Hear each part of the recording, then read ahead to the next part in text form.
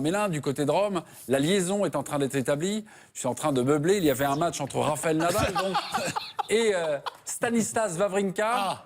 Cap à Rome, le match, on me dit, vient de se terminer. Qui gagne, Wawrinka le Suisse ou l'Espagnol Nadal? C'est pour affronter Roger Federer quand même. C'est du sérieux, c'est pour le dernier carré de Rome. Wawrinka ou Nadal? Et t'as sorti les rames là.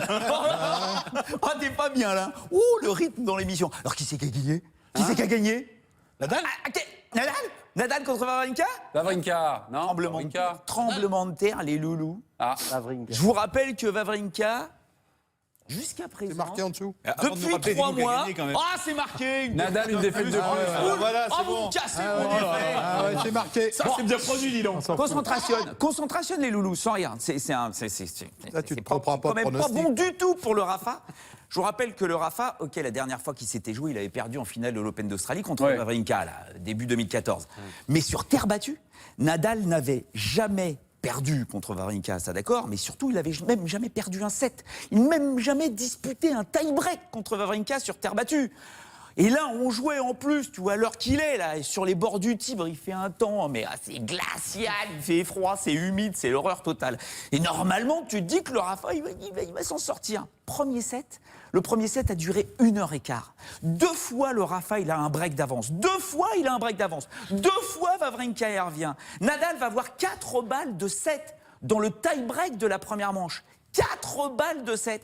Et ben, paf, il ne le fait pas, son petit tie-break. C'est le Wawrinka qui s'impose au tie-break. 1h15 en recevant 4 balles de 7.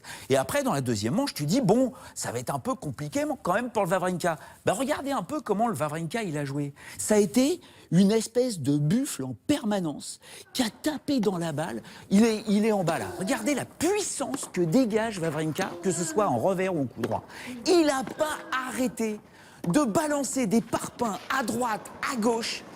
Il recule, il recommence. Et là, Rafa qui se dit, c'est pas possible, je vais réussir à le faire craquer, le gamin. Eh ben non, il continue encore et il finit par faire craquer le Rafa. Dans le deuxième set, il va faire 2 breaks d'avance pour mener 4 jeux à 1. Tu te dis, l'autre, il s'en remettra jamais, le Rafa. Le Rafa a des balles pour revenir, pour effacer ses breaks de retard. Il n'y arrive pas, il perd en 2-7. Il perd en 2-7. 5e défaite de Rafa sur terre battue cette saison pour aucun titre. Aucun titre sur la terre battue européenne avant Roland-Garros. Ça ne lui est jamais arrivé. Jamais. Comment il arrive à Roland-Garros? Moi, je vous pose la question. Je vous pose la question. En avion. Il a qu'à prendre Ancelotti, il va être libre comme entraîneur. Bon, merci mon Benoît. Merci de... C'était énorme. C'est les demi demain. On en reparle lundi. Oui, bon, on en reparle. Non, pas de prono, non, pas de prono, non. Bah oui, prono. Excusez-nous. Non. Remettez-nous la liaison.